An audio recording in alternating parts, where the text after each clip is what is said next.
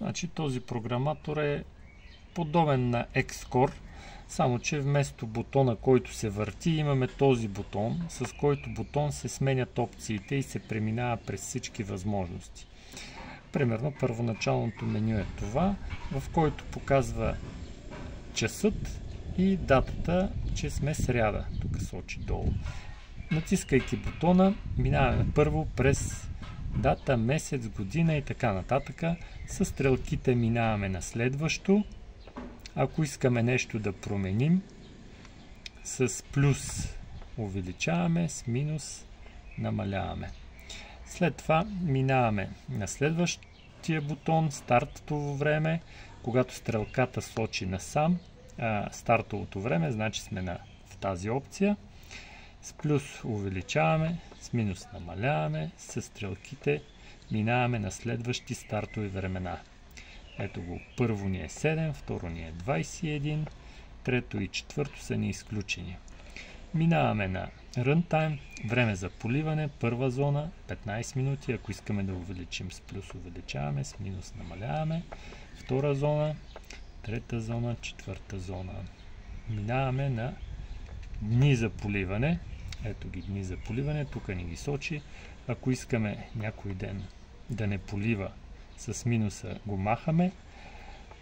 Сега ги връщаме и почваме с плюса. Понеделник плюс, вторник плюс, сряда плюс, така нататък, защото искаме да полива всеки ден.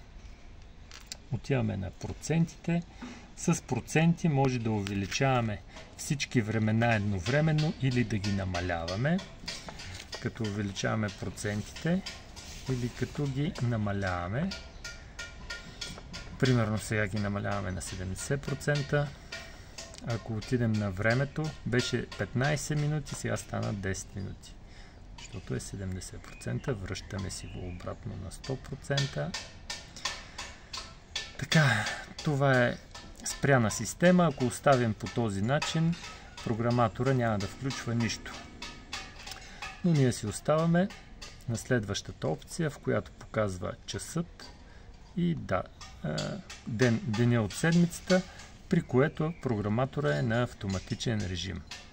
Ако искаме да включим дадена зона в момента, натискаме продължително този бутон и след това си избираме зона. Появява се ръчичката, избираме си зона. Да речеме, избирам си втора зона.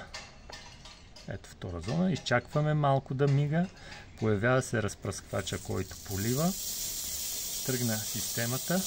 За да я спрем, минаваме на OFF. Изчакваме.